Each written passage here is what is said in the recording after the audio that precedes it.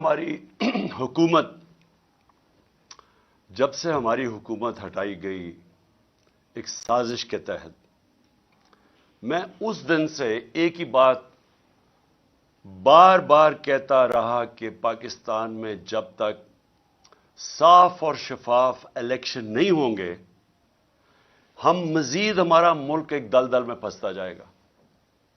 उससे पहले भी जब साजिश हो रही थी हमारी गवर्नमेंट गिराने की, तो उस वक्त जो आर्मी चीफ थे उसको मैंने समझाया कि जब भी आपने सियासी इस्तेकाम खत्म किया, एक गवर्नमेंट गिरा के जब पॉलिटिकल इंस्टेबिलिटी, जैसी गवर्नमेंट गिरेगी पॉलिटिकल स्टेबिलिटी आएगी, मैं तब कहा कि आप कोई भी, और खास तौर पे ये लोग जिनको मैं 30 साल से जानता हूं, माशियत को नहीं संभाल सकेंगे।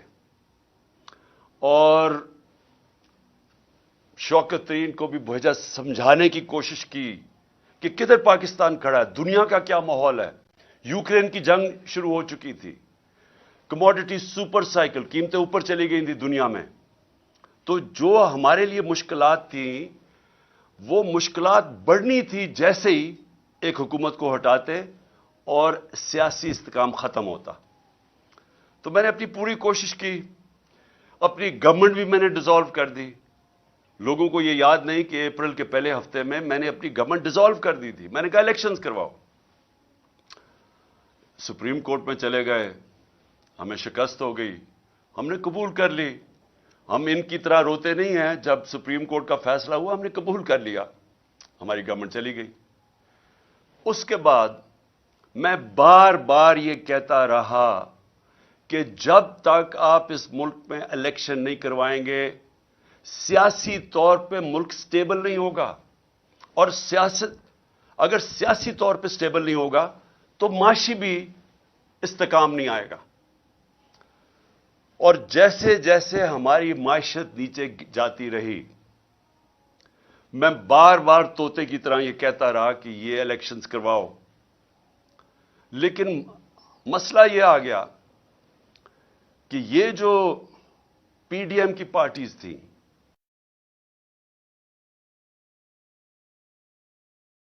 ये भी और जो इनके पीछे हैंडलर्स थे, दोनों डर गए इलेक्शंस करवाने से। और वो इलेक्शंस इसलिए नहीं करवा रहे थे कि जैसे जैसे अवाम खड़ी होती गई तहरीक इंसाफ के साथ, उस गवर्नमेंट के साथ, यानी कभी भी पाकिस्तान की तारीख में एक गवर्नमेंट गिराई गई हो, कभी अवाम उसके लिए नहीं निकली।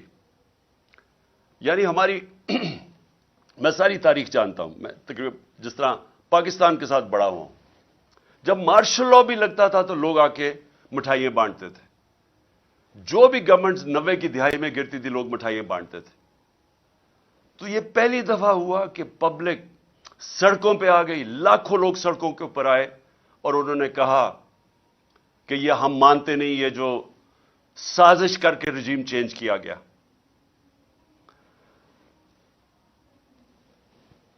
बदकिस्मती से बजाय मेरी बात सुनने के लिए, क्योंकि मैं तो वो कह रहा था जो पाकिस्तान की बेहतरी थी, बजाय मेरी बात सुनने के हमारे कारकुनों के ऊपर जो सख्ती की गई।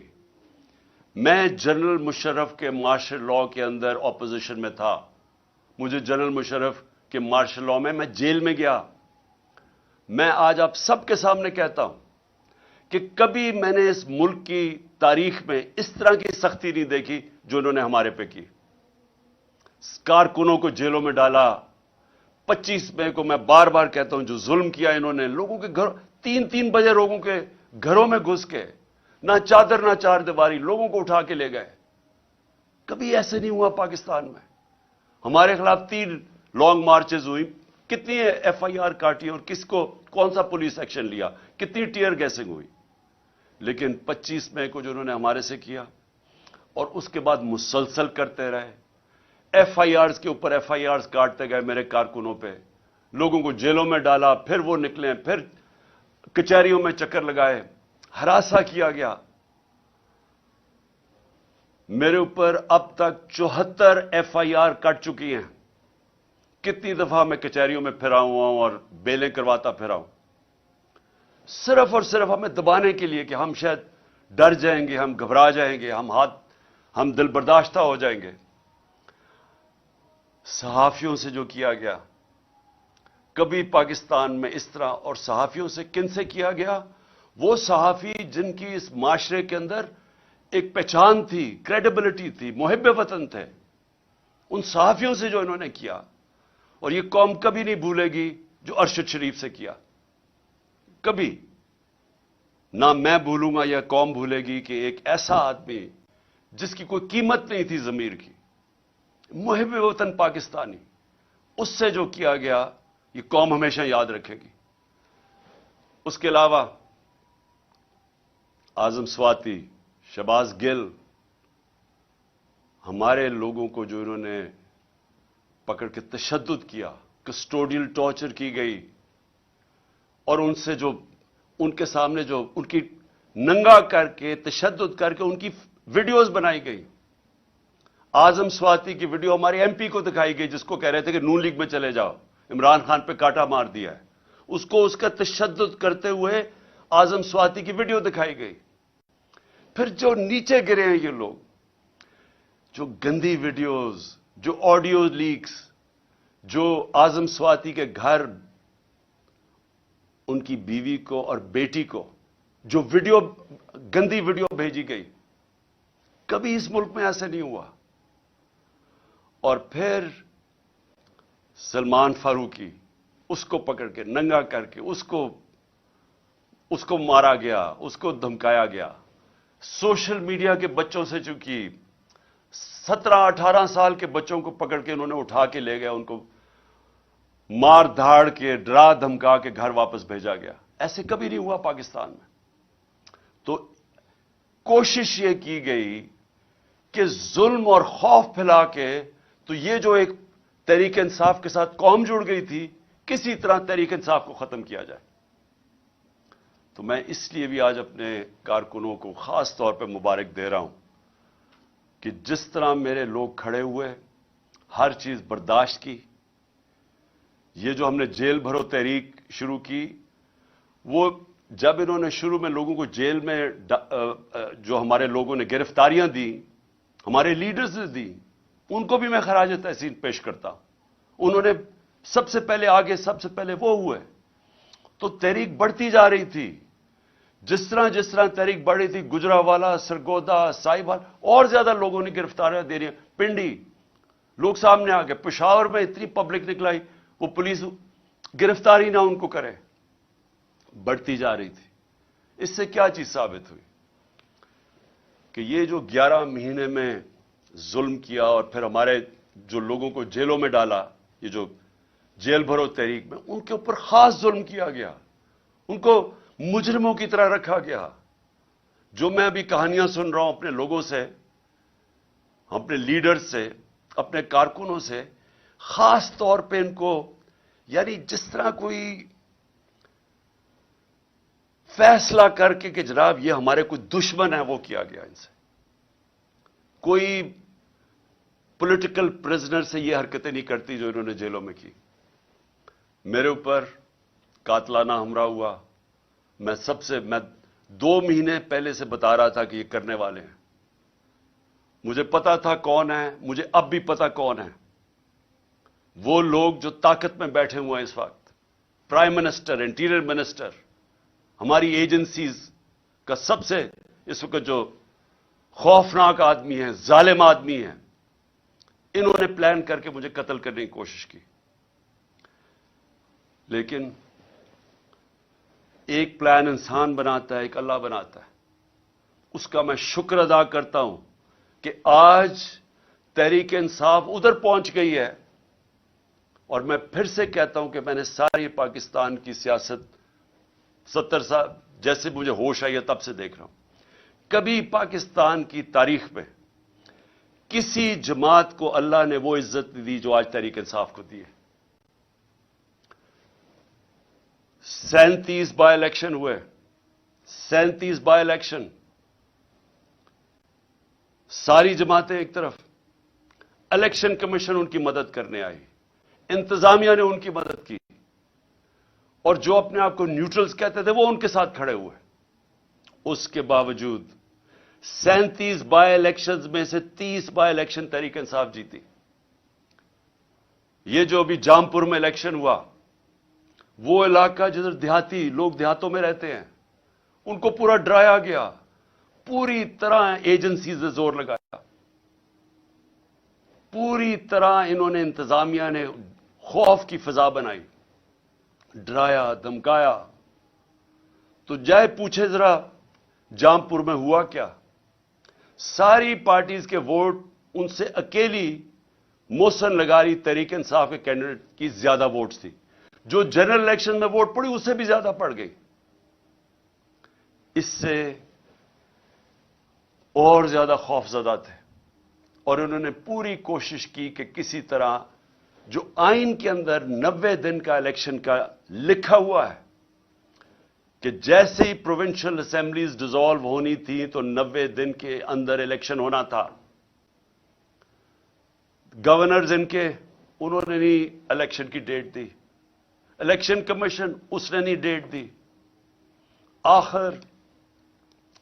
आखिर में सुप्रीम कोर्ट ने फिर उसके ऊपर एक्शन लिया, और आज सारी कौम सुप्रीम कोर्ट का शुक्रगुजार है कि आपने इस मुल्क के आइन की हिफाजत की, और आपने मुल्क को इलेक्शन की तरफ लगाया, जो एक ही तरीका है। अगर पाकिस्तान को इस दलदल से निकालना है, एक ही तरीका है इलेक्शंस, जो मैं फिर से 11 महीने से लगा हुआ हूं कहने हैं कि इसके अलावा जो भी आप कुछ करेंगे मजीद दलदल में फंसता जाएगा हमारा मुल्क। और आज हालात क्या है? आज अगर पाकिस्तान के आप हालात देखें तो दुश्मन भी मुल्क से वो ना करे जो इन सारी जमातों ने मिलकर किया। सिर्फ इनका मकसद था कि इनको जो करप्शन के केसेस थे इनके ऊपर वो माफ करवाने थे। आते साथ ही अपने करप्शन के केसेस माफ करवा लिए। 1100 अरब रुपया, 1100 अरब रुपए के करप्शन के केसेस माफ करवा लिए। मैं फिर से आपको बताऊं कि हमारे 3.5 साल में 480 अरब रुपया नैब ने रिकवर किया था। पाकिस्तान की तारीख में सबसे ज्यादा पैसा नैब ने हमारे दौर में रिकवर किया था, 480 अरब रुपया। 1100 अरब रुपया और रिकवर होना था। इन्होंने असेंबली में आए और सिर्फ पहले आते साथ ही काम किया, उसकी नैब के कानून चेंज किया, अमेंड किया, नैब को खत्म किया। सिर्फ अब नैब का काम रह गया कि इंतकामी कार्रवाई ऑपोजिशन पे करे। और नैब अब कोई वो जो पैसा, जो इतना पैसा इस मुल्क का चोरी हो वापस आना था, वो इन्होंने हजम कर लिया। लेकिन उन्होंने जो मुल्क के साथ किया है, और इसीलिए ये सब इलेक्शन से डर रहे हैं। पाकिस्तान की तारीख की सबसे ज्यादा महंगाई, याद रखें इन्होंने 2 दफा महंगाई मार्च हमारे खिलाफ की थी। आज पाकिस्तान की तारीख की सबसे ज्यादा महंगाई है। जो हम छोड़ के गए थे पिछली अप्रैल में, उसके मुकाबले में जो आज इन्होंने जो पाकिस्तान से किया है, मैं फिर से कहता हूं, यह कोई दुश्मन भी नहीं कर सकता था इस मुल्क के साथ। सबसे ज्यादा पहले मैं महंगाई के ऊपर मैं इसलिए याद कराना चाहता हूं कि घरों के अंदर हमारी माएं बहनें वो सब देख रही हैं कि क्या हो रहा है। उनको पता है कि जो खाने, बुनियादी चीजों की मैं बात कर रहा हूं, मैं तो और गाड़ियों की और बड़ी चीजों की बात नहीं कर रहा, जो एयरलाइन टिकट महंगे हुए, मैं तो बात कर रहा हूं जो आम घर के अंदर आज चीजें इस्तेमाल होती हैं, उसमें जो महंगाई आई है, ये इस मुल्क की तारीख में नहीं आई। ये जरा मोटी मोटी चीज है कि एक आम घर के अंदर अपने, अगर फैमिली है, मेरे बच्चे हैं, तो मैं क्या, मुझे अंडे चाहिए, 135 से अंडों की कीमत गई है 246। दूध, अब दूध इस्तेमाल होता है। दूध एक ऐसी चीज है जो कि बच्चों के लिए इस्तेमाल करना चाहिए। दूध के अंदर जब से ये आए हैं उसका गया है 116 से 116 रुपए लीटर से क्या है 156 रुपए लीटर। अब याद रखें कि एक आम घराना जिसकी तनख्वाह है 30,000 से लाख रुपया महीना, अब उनके अंदर सोचें कि ये जो कीमतें मैं बता रहा हूं कि ये वो चीजें जो इस्तेमाल करते हैं। आटा 20 केजी का आटा हमारे दौर में 1162 रुपए, आज गया 1705 रुपए। चिकन, वो जो कभी आम आदमी अच्छे दिनों के अंदर अगर वो गोश्त खाना चाहें तो वो चिकन खाते हैं, वो 280 रुपए से गया है 460 रुपए। फिर गाड़ी इस्तेमाल करनी पड़ती है, पेट्रोल 150 रुपए लीटर से गया है 268 रुपया। 150 रुपए लीटर से गया है पेट्रोल 268 रुपए। डीजल गया है 144 रुपए लीटर से 280 रुपए लीटर। तो ये जो आम ट्रांसपोर्ट, अब इसकी वजह से सारी चीजें महंगी, जिन्होंने ऑफिस जाना है, काम करना है, सब चीजें महंगी। गैस की कीमत दुगनी हो गई है। बिजली, अब बिजली की कीमत जिस रेट पे अभी बढ़ी है और जो सरचार्जेस लगा के बढ़ रहे हैं वो तकरीबन दुगनी हो गई है। ट्यूबवेल, किसानों के लिए मैं बात कर रहा हूं, मैं सिर्फ इसलिए ये जरा मोटी मोटी चीजें बाकी मैं नहीं बताता। किसानों के लिए ट्यूबवेल, अब वो किसान ट्यूबवेल इस्तेमाल करता है, उसको अपनी फसलें उगानी होती हैं, उसको जो पैसा बचता है वो फिर वापस लगाता है। लेकिन ट्यूबवेल हमने सब्सिडाइज किया होता 8 रुपए यूनिट, 8 रुपए था ट्यूबवेल का, आज वो चला गया है 36 रुपए, 4 गुना ज्यादा महंगा हो गया। फिर हुआ क्या, मैं सिर्फ जल्दी से यह बता दूं कि आज हालात हमारे हैं क्या। जो रुपया गिरा है, हमारे 3.5 साल में डॉलर के मुकाबले में रुपया गिरा था 55 रुपए, 3.5 साल में। ये याद रखें कि इन 3.5 साल में आलमी महंगाई थी, कोरोना की वजह से सप्लाई लाइंस इफेक्ट हुई थी, उसकी वजह से सारी दुनिया में महंगाई थी, जिसको कमोडिटी सुपर साइकिल कहते हैं। बिजली महंगी, सब चीजें महंगी होगी, तेल महंगा हो गया। उस वक्त, हमारे वक्त के अंदर इस महंगाई के बावजूद जो पाकिस्तान था उसके मुकाबले में आज देखें कि महंगाई आज किधर गई। उस पाकिस्तान के अंदर जो हमारी इकोनॉमी ग्रो कर रही थी 6% पे, आज वो 0 पे चली गई है। और जो लोगों को खौफ आ रहा है कि जिस तरह मुल्क में से पैसा बाहर जा रहा है, जिस तरह इंडस्ट्री बंद हो रही है, जिस तरह किसान मुतासिर हो रहा है, खौफ अब यह है कि ये जब 0 पे जब पहुंच जाएगी ग्रोथ रेट, इसका मतलब बेरोजगारी और बढ़ जाएगी।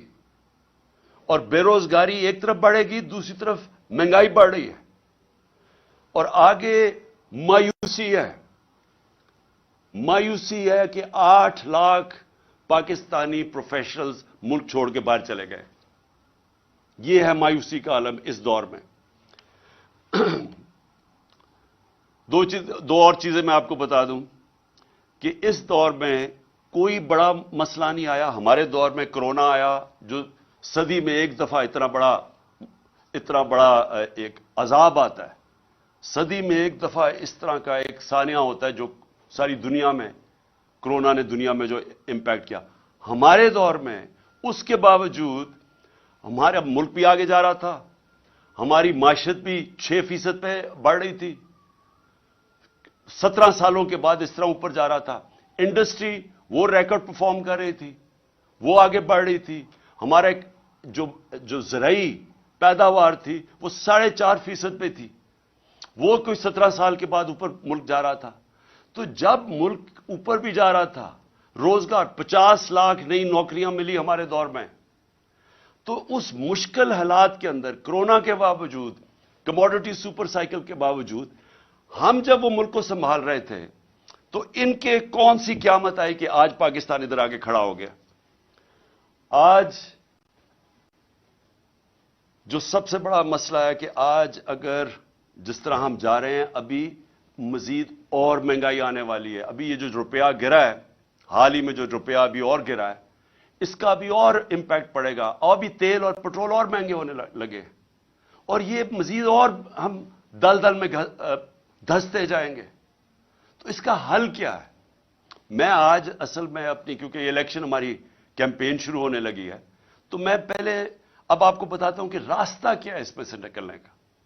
قوم آج یہ پوچھ رہی ہے کہ اگر تحریک انصاف آتی ہے تو ہم کیا کریں گے، ہم کیسے قوم کو اس مشکل وقت سے نکالیں گے.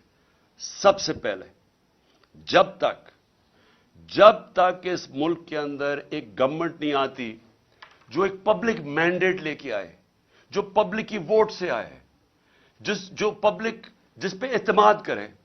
پہلا تو اگر ملک کو اب اس دلدل سے نکالنا ہے، پہلے تو وہ گورنمنٹ چاہیے جس کے ساتھ پاکستان کی قوم کھڑی ہو، اور وہ صرف الیکشن سے آ سکتی ہے.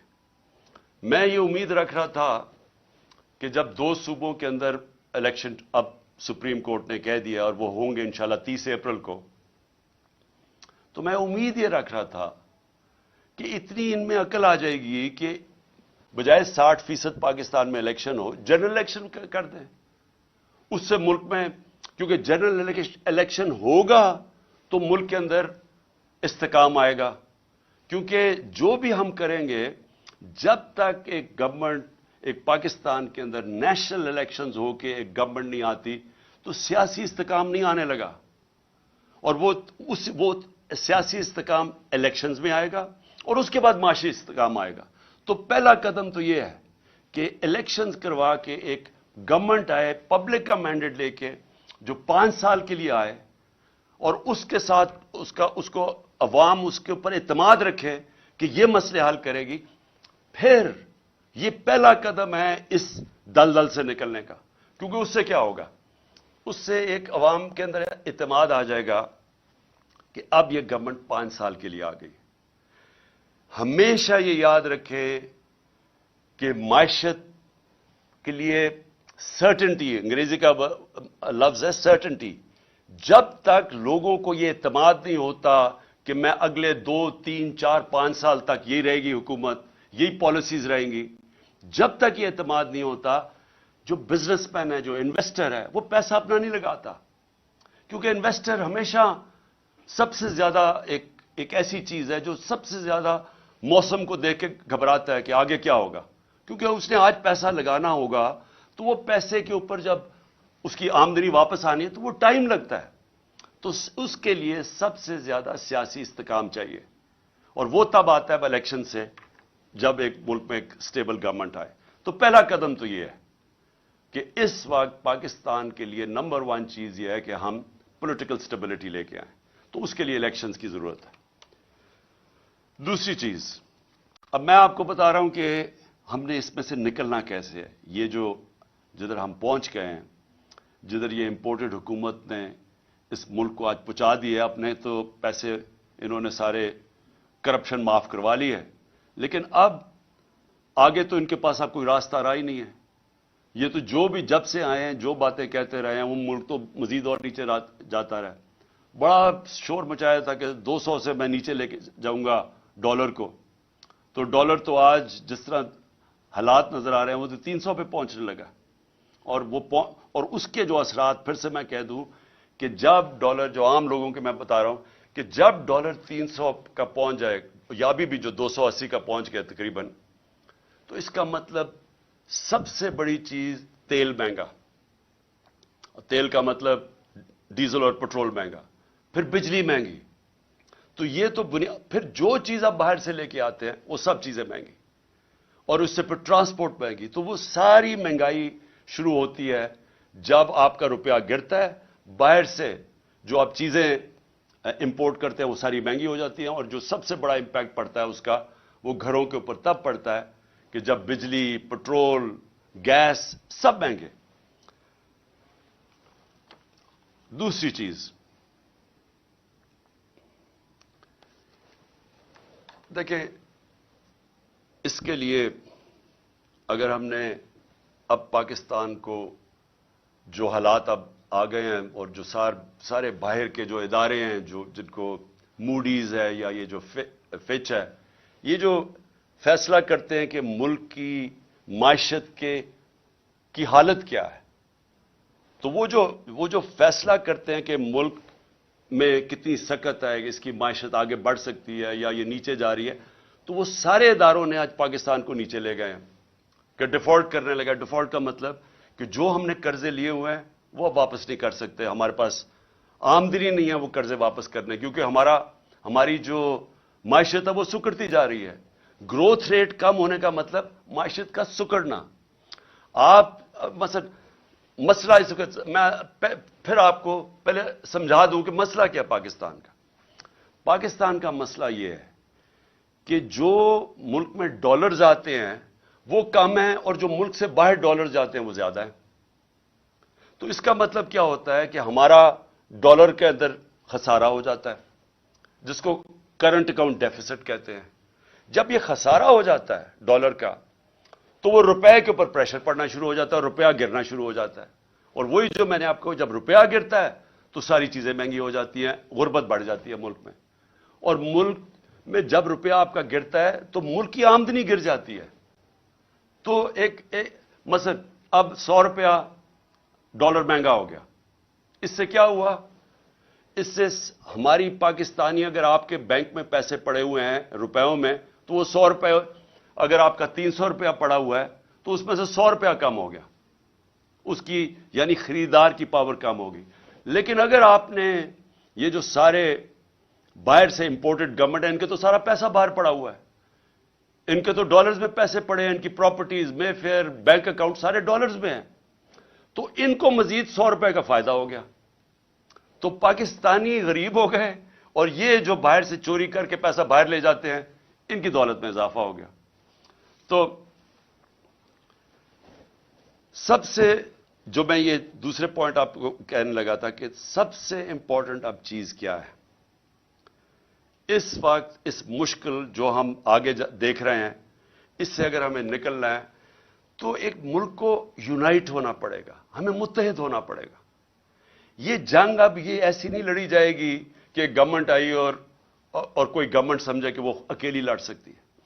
عوام کو ساتھ کھڑا ہونا پڑے گا، اداروں کو ساتھ کھڑا ہونا پڑے گا، سب کو متحد ہو کے اس کا مقابلہ کرنا پڑے گا۔ اور جب بھی دنیا کے اندر کسی قوم کے اوپر مشکل وقت آتا ہے، آپ دنیا کی تاریخ دیکھ لیں، آپ اور تو اور مثال دوسری جنگ عظیم میں 2 ملک مکمل طور پہ تباہ ہو گئے، جرمنی اور جاپان، لیکن 10 سال میں پھر کھڑے ہو گئے، کیونکہ وہ قومیں تھیں، انہوں نے مل کے مقابلہ کیا، سب اکٹھے ہوئے، ادارے سب نے فیصلہ کیا کہ ہم نے پھر سے اپنے پیر پہ کھڑا ہونا ہے اور کھڑے ہو گئے۔ جب قوم اکٹھی ہو جاتی ہے اس کے لیے کوئی چیز ناممکن نہیں ہوتی۔ قوم جب فیصلہ کر لیتی ہے کہ ہم نے اپنے پیر پہ کھڑا ہونا ہے، ایک غیرت مند ملک بننا ہے، کسی کے سامنے ہاتھ نہیں پھیلانا، جب اس میں خودداری آ جاتی ہے وہ پھر قربانیاں دیتی ہے۔ اور مشکل وقت سے نکلنے کے لیے ہمیشہ قربانیاں دینی پڑتی ہیں۔ اب میرا گھر ہے، قرضے چڑھ گئے، اب جب قرضے چڑھ گئے تو میں کیا کروں گا؟ میں اپنی آمدنی بڑھانے کی کوشش کروں گا، اور جب تک میری آمدنی بڑھتی میں اپنے خرچے کم کروں گا۔ اس کے علاوہ تو جب سے اللہ نے دنیا بنائی ہے اور کوئی دوسرا راستہ نہیں ہے۔ تو ہمارے سامنے بھی اب پاکستان کے سامنے یہ راستہ ہے، ہم نے اپنے خرچے کم کرنے ہیں، ہم نے ہر وہ ادارہ جو کہ پاکستان کے اوپر بوجھ بنا ہوا ہے، ہر وہ گورنمنٹ کارپوریشن جو بوجھ بنی، اب ہم نے سوچنا ہے کہ ہم کیسے ان کو ٹھیک کرنا ہے۔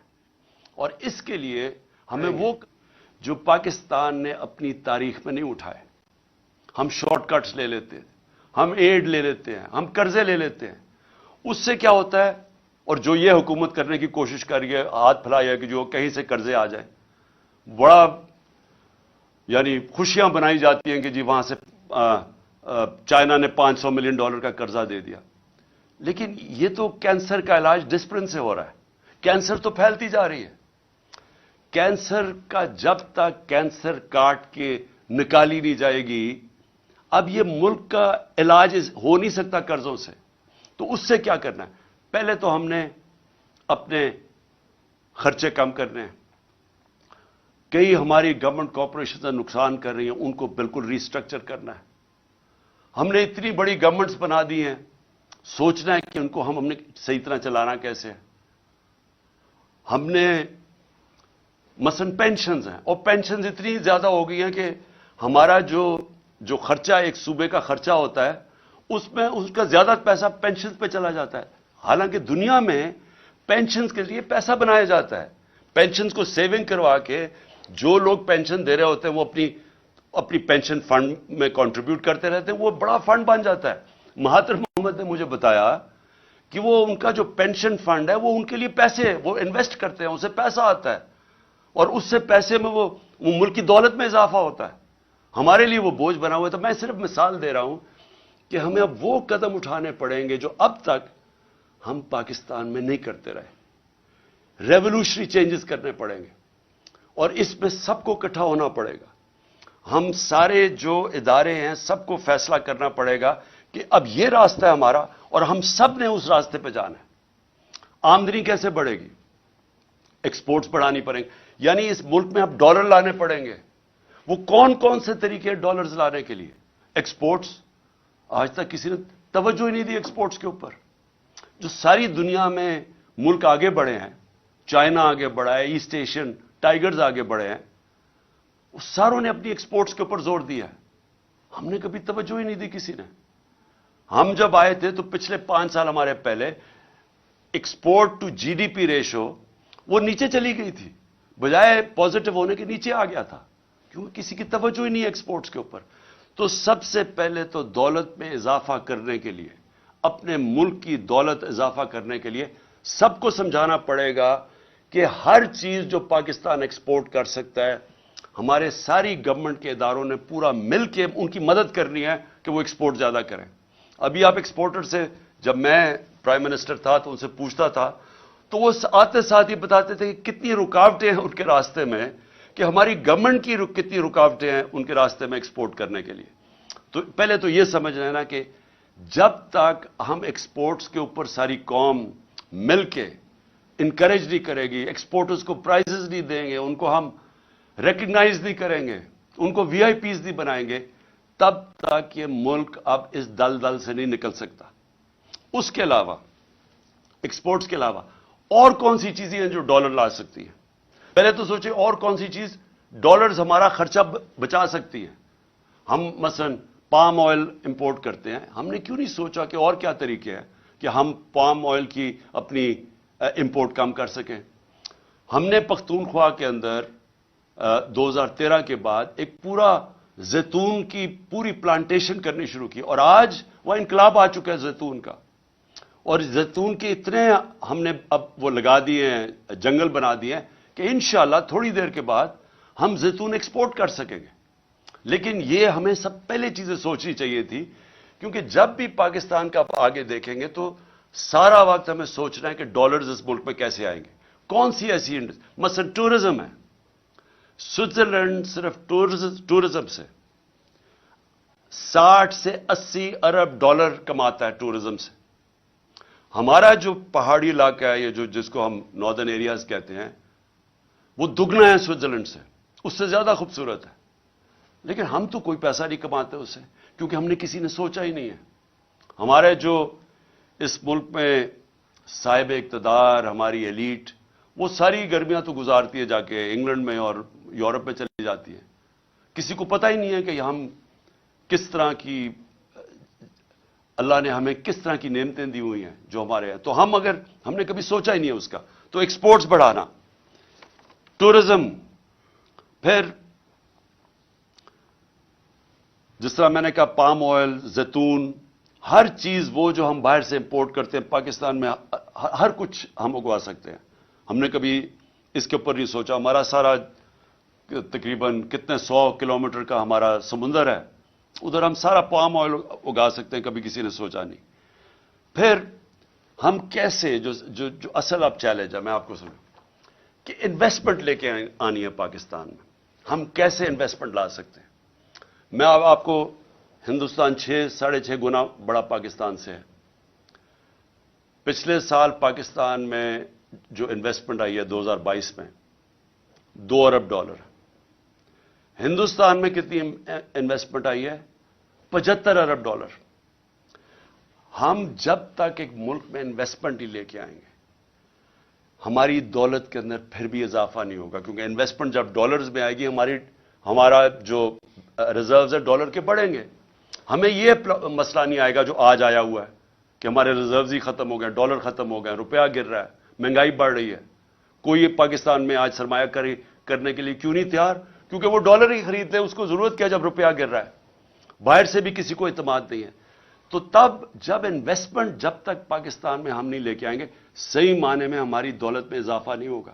ہم نے ٹیکنالوجی زونز بنائے, ہم نے ایکسپورٹ زونز بنائے, ہم نے خاص طور پہ یہ بنائے اس لیے کہ جو باہر سے ہمارے ملک میں انویسٹ کرنا چاہتا ہے ادھر ہم نے ان کے لیے کنسیشنز دی, ہم نے ٹیکس بریکس دیے تاکہ وہ آئیں اور یہاں انویسٹ کریں. بدقسمتی سے جو ہمارا سب سے ہمسایہ چائنا وہ 2 سال بند ہو گیا کرونا کے اندر. جب کرونا آیا تو چائنا کے اندر تقریباً آنا جانا مشکل ہو گیا, ان کے کوارنٹین کے اتنے مشکل لاز تھے. تو وہ ہم نے وہ 2 سال مس کر دیے. لیکن فیوچر کے اندر ٹیکنالوجی زونز اور ایکسپورٹ زونز جو ہم نے مختص کیے ہوئے علاقے, ان کے اندر جس طرح چائنا جب آگے بڑھا تھا تو اس نے انوائٹ کی تھی انڈسٹری جو ان کی ایکسپورٹ زونز کے اندر آ کے انہوں نے پھر ایکسپورٹ شروع کی, اور اسی طرح چائنا کی یہ 30-35 سال پہلے انہوں نے کی اور آج کہاں سے کہاں پہنچ گئے. تو ایکسپورٹ زونز ہیں, ٹیکنالوجی زونز, اور ٹیکنالوجی کی اب ذرا میں ٹیکنالوجی یہ دیکھیں, آئی ٹی ایکسپورٹس. ہم نے ان کی پہلی دفعہ آئی ٹی کی مدد کی, جو آئی ٹی کی کمپنیز تھیں ہم نے ان کو انسینٹیوز دیے, تو ہماری 75% ایکسپورٹس بڑی آئی ٹی کی, اور بدقسمتی سے آ کے اس حکومت نے وہ ختم کر دیے جو انسینٹیوز دیے ہوئے تھے. ہندوستان کی آئی ٹی کی صرف ایکسپورٹس $150 ارب ہے جو وہ آئی ٹی ایکسپورٹس کرتی ہے. تو ہمارے پاس ایک ینگ پاپولیشن ہے, نوجوان آبادی ہے, ہمارے پاس بڑے آرام سے اگر ہندوستان کر سکتا ہے ہم کم از کم $20-30 ارب تو ایکسپورٹ کر سکتے ہیں.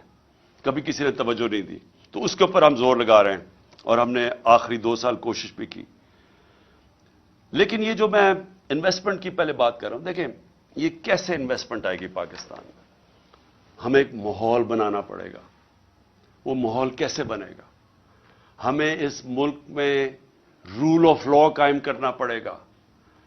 اگر اب پاکستان نے آگے بڑھنا ہے تو یہ جو میں انصاف کی تحریک 26 سال پہلے چلائی تھی, یہ آپ سمجھ جائیں کہ جس ملک کے اندر انصاف ہے, قانون کی حکمرانی ہے, وہ ملک ترقی کر جاتے ہیں, وہ خوشحال ہے.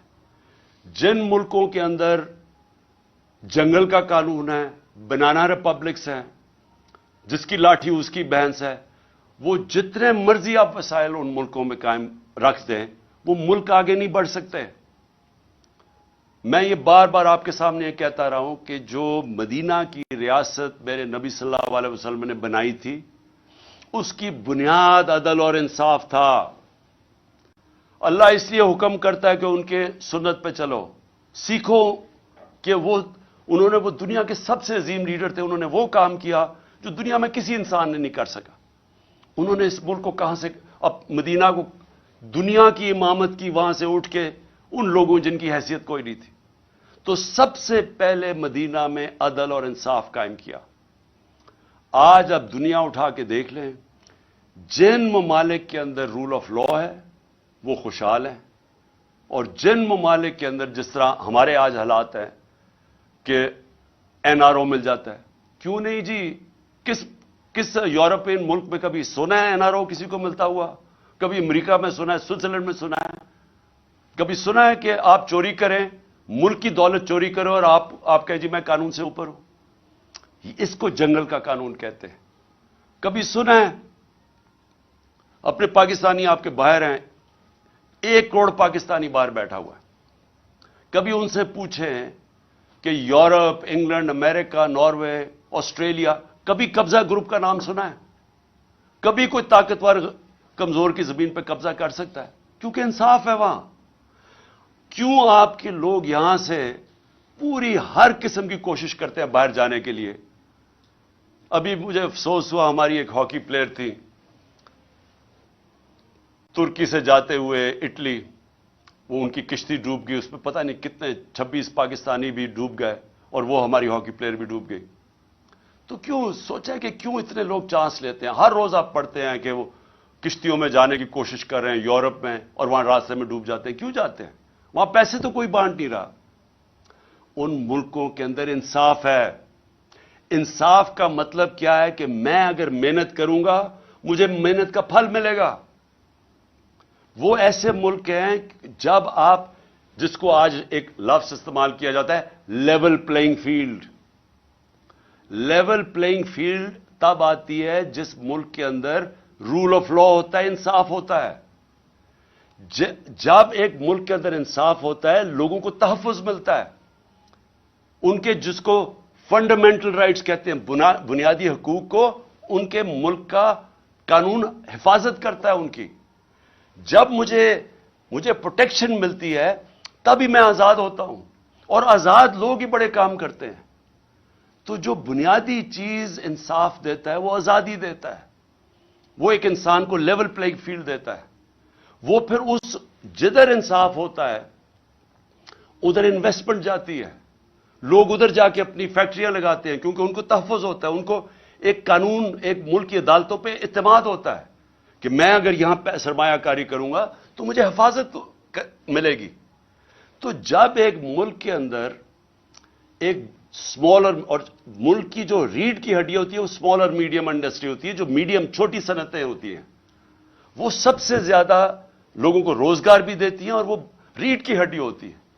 तो जब एक मुल्क के अंदर इंसाफ नहीं होता, कॉन्ट्रैक्ट एनफोर्समेंट नहीं होती, अदालतें उनको तहफ्फुज नहीं देती, जो पॉलिसीज प्रेडिक्टेबल नहीं होती, आगे यानी आज एक कानून बना कल दूसरा बना, आज एक टैक्स का निजाम है कल दूसरा बना, उस मुल्क के अंदर सबसे पहले जो कुचले जाते हैं वो छोटी सनतें हैं, स्मॉल और मीडियम इंडस्ट्री।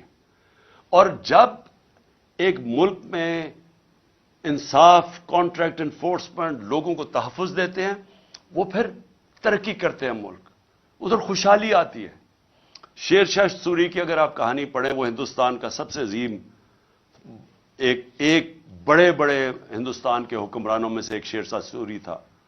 तो उसकी अगर कहानी, उसकी जब जिंदगी पढ़ें तो शुरू किधर से हुआ था? उसके बाप की जागीर थी, बाप ने उसको कहा कि जागीर संभालो। ये बिहार के अंदर जागीर थी। उसने वो जागीर के अंदर सबसे पहले काम क्या किया? उसने जो बड़े बड़े डाकू थे उन सारों को खत्म किया। उसने अपने जागीर के अंदर कानून की हुक्मरानी कायम करके लोगों को तहफ्फुज दिया। जो सारे इर्द गिर्द की जागीरों के जो सनतकार थे, जो सरमायाकार थे, वो सारे उसकी जागीर में आ गए। उन्होंने वहां जाके पैसा लगाना शुरू कर दिया, वो सबसे खुशहाल हो गई। उधर से शेर शाह सूरी का नाम ऊपर आया। तो आज भी अगर आप स्विट्जरलैंड चले जाएं, यूरोप चले जाएं, जो मैंने देखा है, वहां पैसे नहीं लोग बांट रहे। आप, हमारे लोग इसलिए जाते हैं कि वहां का निजाम ऐसा है कि जो मेहनत करेगा उसको फायदा होता है, और वहां कोई तंग नहीं करता, कोई कब्जे नहीं करता, कोई ताकतवर आके उसको कोई रिश्वत नहीं मांगते हर दूसरे दिन लोग। दुबई में चले जाएं, दुबई में आप पूछें जरा पाकिस्तानियों से कि किस तरह, क्यों आप पाकिस्तान में नहीं बिजनेस करते, क्यों दुबई चले गए हैं, तो वो पूछें, वो आपको बताएंगे कि कोई तंग नहीं करता उनको पता है ये टैक्स है, इतना दो, आराम से मेहनत करो, काम करो, आपको फायदा होगा। तो जो सबसे जरूरी चीज पाकिस्तान में,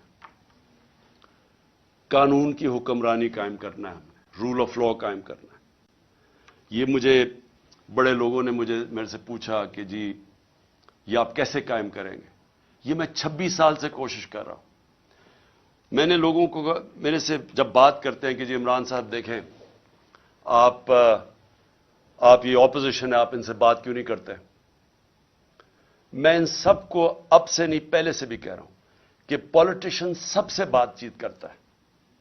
पॉलिटिशियन किसी से कुटी नहीं करता। पॉलिटिशियंस का काम होता है सबसे बात करके अपने मौकफ के इर्द गिर्द लाना, या उनकी बात सुनना, अपनी सुनना, और फिर कोई बीच में कोई ग्राउंड पे पहुंचना। लेकिन जो लोग मुल्क का पैसा चोरी करते हैं, آپ ان کے ساتھ کیسے سمجھوتا کر سکتے ہیں؟ مجھے اگر یہ بار بار جب 3.5 سال میں گورنمنٹ میں تھا، مجھے بار بار کہتے رہے کہ جی ان کو آپ این آر او دے دیں. جنرل باجوہ نے کہا کہ ان کو این آر او دے دو. وہ جب میں ان سے بات کریں ہم نے فیٹف کا بل پاس کرنا ہے، وہ کہتے جی این آر او دے دو. میں این آر او نہیں دے سکتا کیونکہ میرا پیسہ انہوں نے نہیں چوری کیا، پیسہ عوام کا چوری کیا ہے. میں کون ہوتا ہوں کہ عوام کا پیسہ ان کو معاف کر دوں؟ اور جب آپ ان کو معاف کرتے ہیں تو باقی چوروں کو کیوں پکڑتے ہیں؟ پھر جیلوں میں بیچارے غریب لوگ کیوں پھنسائے ہوئے ہیں؟ میں سب سے بات کرنے کے لیے تیار ہوں، سب سے سمجھوتا کرنے کے لیے تیار ہوں، کیونکہ جو آگے پاکستان کے حالات ہیں، میں پھر سے کہہ رہا ہوں کہ ساری قوم کو مل کے ان کا مقابلہ کرنا پڑے گا. میرے اوپر قاتلانہ حملہ ہوا، مجھے پتہ ہے کس نے حملہ کیا. میرے اوپر حملہ ہوا، میں معاف کرنے کے لیے تیار ہوں ملک کی خاطر، کیونکہ ہمارے نبی صلی اللہ علیہ وسلم نے، جن کے ہم امتی ہیں، انہوں نے جب فتح مکہ ہوا تو انہوں نے جن لوگوں نے ان کے اوپر ظلم کیا تھا انہوں نے سب کو معاف کر دیا. نیلسن منڈیلا نے اسی سنت پہ چلتے ہوئے، کیونکہ وہ تو رحمت العالمین ہے نا، وہ تو سب انسانوں کے لیے ایک رحمت بن کے آئے تھے. تو نیلسن منڈیلا نے جب 27 سال جیل میں گزارے، جب وہ باہر نکلا تو اس نے سب کو معاف کر دیا جنہوں نے اس کے اوپر ظلم کیا تھا. اور اس نے یہ کہا کہ ٹروتھ اینڈ ریکنسیلیشن، بس یہ سچ بول دو کہ آپ نے یہ ظلم کیا ہے تو ہم آپ کو معاف کر دیتے ہیں. ساؤتھ افریقہ کو بچا گیا، وہاں خون خرابہ ہونا تھا. آج بھی پاکستان جدھر کھڑا ہے اس وقت ملک کو اکٹھا ہونا ہے. تو میرے لیے، میں اپنی اگر ذات کے لیے پالیٹکس کر رہا ہوتا تو میں بھی کہاں جی اس کو میں نہیں چھوڑوں گا تو اس سے میں بدلہ لوں گا تو فلانے سے لوں گا. یہ میری ذات کی بات نہیں ہے، یہ ملک کی بات ہے. اور ملک آج ادھر کھڑا ہے. پاکستان کی تاریخ میں اتنا برا وقت پاکستانیوں پہ نہیں آیا. اس وقت جو اندازہ یو این ڈی پی اندازہ لگا رہی ہے کہ 1 کروڑ لوگ غربت کی لکیر سے نیچے چلے جائیں گے. ایک اندازے کے مطابق 50 لاکھ لوگ ان کو وہ بھوکے رہ جائیں گے. جو آج کل حالات ہے، تو ہم سب کی ذمہ داری ہے کہ اپنے ملک کے لوگوں کی جو اس وقت مشکل حالات میں ہیں، جو مہنگائی میں وہ حالات ہیں جو کبھی پاکستان میں نہیں تھے، ہمیں ان کو سامنے رکھنا ہے، اپنی ذات کے اوپر نہیں آنا. ان کے لیے ہمیں ملک کو اکٹھا کرنا ہے. ہم نے آگے اس ملک کو پیر پہ کھڑا کرنا ہے تو شروع ادھر سے ہوگا جدھر ایک سارے ادارے مل کے اب فیصلہ کریں. عدلیہ، ہماری عدلیہ کا بہت بڑا رول ہے. جوڈیشل ریفارمز چاہیے. ہم اپنی عدلیہ کے اندر ریفارمز کریں تاکہ انویسٹر آئے. سب سے زیادہ پاکستان کا اثاثہ میرے پاکستانیوں یاد رکھیں اوورسیز پاکستانی ہیں. یہ جو آپ کے تقریباً 1 کروڑ پاکستانی باہر بیٹھا ہوا ہے، ان کا پیسہ ڈالروں میں کمایا جا رہا ہے. یہ اتنا بڑا اثاثہ ہے کہ ہم تھوڑی عقل استعمال کر لیں، ملک میں ماحول ٹھیک کر دیں، جس کو کہتے ہیں انویسٹمنٹ انوائرمنٹ ٹھیک کر دیں، ایز آف ڈوئنگ بزنس کر دیں. ہم ان کے لیے رکاوٹیں کم کر دیں. ہم اپنی بیوروکریسی کو، سول سروس کو، اپنی عدلیہ کو، اپنی فورن مشنز جو بیٹھی ہوئی ہیں، ہماری جو فورن ایمبیسیز ہیں، سب کو لگا دیں کہ ہم نے ان کو سہولتیں دینی ہیں پاکستان میں، تاکہ یہ اب پاکستان میں سرمایہ کاری کریں. آپ کو اندازہ نہیں کہ اس ملک میں کتنا پیسہ آ سکتا ہے. جو ہم تھوڑے تھوڑے ڈالرز کے لیے ذلیل ہو رہے ہیں دنیا میں، ایک دفعہ بیرون ملک پاکستانیوں کے لیے ہم ماحول بنا دیں، اس ملک میں اتنا پیسہ آ سکتا ہے، ڈالرز آ سکتے ہیں کہ ہمیں کبھی آئی ایم ایف کے پاس جانا نہ پڑے. آپ کو میں ابھی بلومبرگ، ایک وہ میگزین ہے بلومبرگ، اس میگزین کے اندر، کیونکہ دنیا کے جو ملک ہیں ان کی معیشت کے اوپر وہ کامنٹ کرتی ہے. دبئی میں، ذرا یہ غور سے سنیں، دبئی میں 20,000 پاکستانی 20,000 پاکستانیوں نے پراپرٹیز خریدی ہیں 10.4 ارب ڈالر کی. ہم آئی ایم ایف کے پیچھے ہمارا پروگرام تھا 6 ارب ڈالر کا, ہم نے 3 ارب ڈالر لیے تھے اپنے دور میں. ہم اس کے لیے اپنی آزادی بھی کھو بیٹھتے ہیں, اپنی عزت بھی کھو بیٹھتے ہیں. صرف 20,000, یاد رکھیں 1 کروڑ پاکستانی باہر ہے, 20,000 پاکستانیوں نے دبئی میں 10.4 ارب ڈالر کی پراپرٹی خریدی ہے. تو وہ پہلے تو پوچھیں وہ دبئی میں کیوں خرید رہے ہیں, اور وہ تو یہاں سے پیسہ باہر جا رہا ہے نا. ہمیں پتہ ہے کہ یہاں بڑے بڑے جو بدقسمتی سے یا طاقتور لوگ جو یہ پیسہ چوری کرتے ہیں وہ سارا باہر بھیج دیتے ہیں. یہ جو سارے مے فیئر کے فلیٹ اور یہ سارا یہاں کا چوری کیا ہوا پیسہ گیا ہوا ہے. تو میں تو صرف دبئی کی بات کر رہا ہوں, میں تو یورپ کی نہیں بات کر رہا, میں امریکہ کی نہیں بات کر رہا, میں انگلینڈ کی بات نہیں کر رہا, لندن میں کتنی پراپرٹیز ہے پاکستانیوں کی اس کی بات نہیں کر رہا, میں تو صرف دبئی کی بات کر رہا ہوں.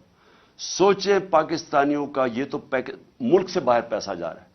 یہ سوچ لیں کہ ان 1 کروڑ پاکستانیوں میں سے اگر 5 لاکھ پاکستانی فیصلہ کریں پاکستان میں سرمایہ کاری کرنے کا, میں آپ کو یقین دلاتا ہوں کہ پاکستان کے ڈالر کا مسئلہ حل ہو جائے گا.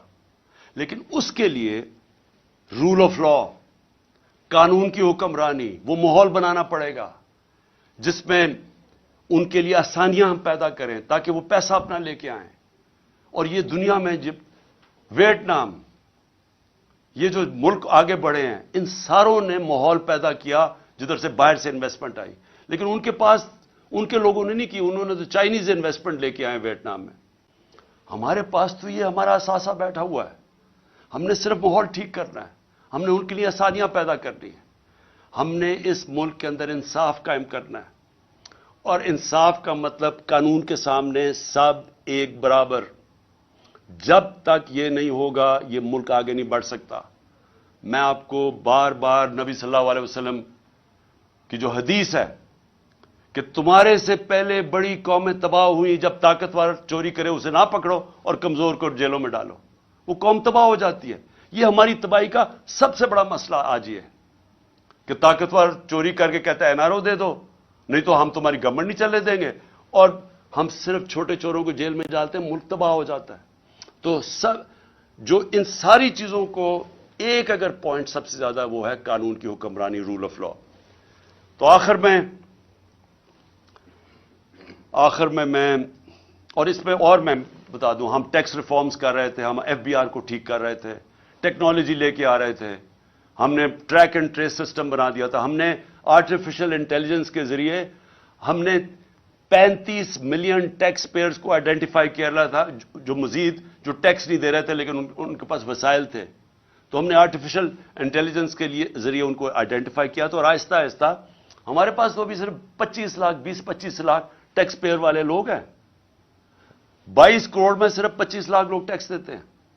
تو ہم نے یہ جو تقریباً 3.5 کروڑ لوگوں کو آئیڈینٹیفائی کیا تھا, اگر ہم ان کو ٹیکس میں لے آئیں تو ہماری آمدنی میں اور اضافہ ہو جائے گا, ہماری انویسٹمنٹ آ جائے, ڈالرز آ جائیں گے, ہماری ایکسپورٹس آہستہ آہستہ جو ہم بڑھا رہے تھے اور ان کو انسینٹیوائز کریں اس میں ڈالرز میں اضافہ ہو جائے گا. تو آخر میں اور پھر مدنیات, ہم نے کبھی اس کے اوپر زور ہی نہیں دیا. ایک تو بڑا غلط کیا کہ سارے صوبوں کے اندر منرلز کی جو ڈپارٹمنٹ ہے وہ ادھر ڈال دی, ان کے پاس کیپیسٹی نہیں ہے. اتنا زیادہ پوٹینشیل ہے پاکستان مدنیات یا منرلز کو ہم بیچ کے, ہم نے اس میں بھی ایسٹیمیٹ کیا ہم اور ڈالرز لا سکتے ہیں پاکستان کے اندر. تو آخر میں انشاءاللہ اگلے ہفتے میں اپنا پہلا جلسہ کر رہا ہوں اور میں آغاز کر رہا ہوں اپنی الیکشن کیمپین کا. میں اپنی ساری خیبر پختونخوا اور پنجاب میں سارے اپنی پارٹی کو کہنا چاہوں گا تیاری کر لیں. میں انشاءاللہ اگلے ہفتے 10 دن زیادہ سے زیادہ 2 ہفتے تک ٹکٹ سارے بانٹ دوں گا. میں آپ خود ٹکٹس کا میں آپ کو یہ بتا دوں کہ اس باری میں خود ٹکٹس دے رہا ہوں.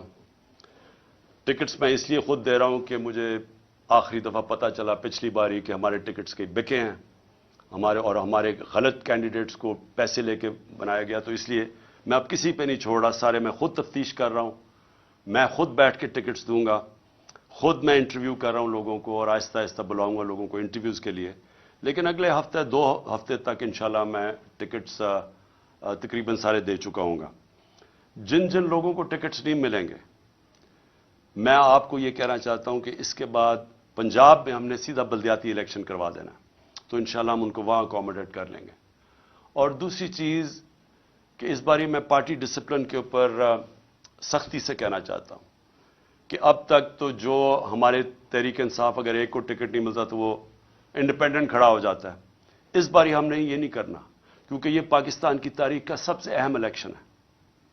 इसके लिए अगर जो पार्टी डिसिप्लिन तोड़ेगा फौरी तौर पे हम उसको पार्टी से निकाल देंगे। और मैं इसलिए कह रहा हूं क्योंकि मैं पूरी अपनी दयानतदारी से कोशिश कर रहा हूं, और मैं आपको ये कहता हूं कि किसी किस्म की ना मैंने सिफारिश आज तक सुनी है, ना मुझे किसी किस्म की कोई लालच कोई दे सकता है।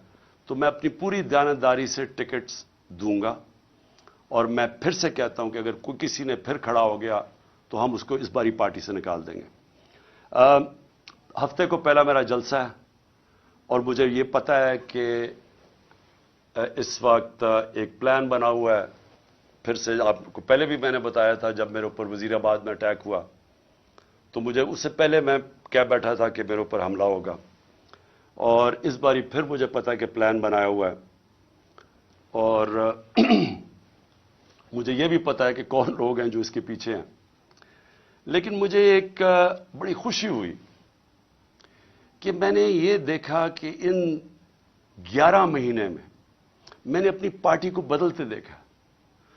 हमारी पार्टी को सारे कहते थे कि जी मम्मी डैडी पार्टी है, ये तो जी बेचारे कोई मुश्किल बर्दाश्त ही नहीं कर सकते।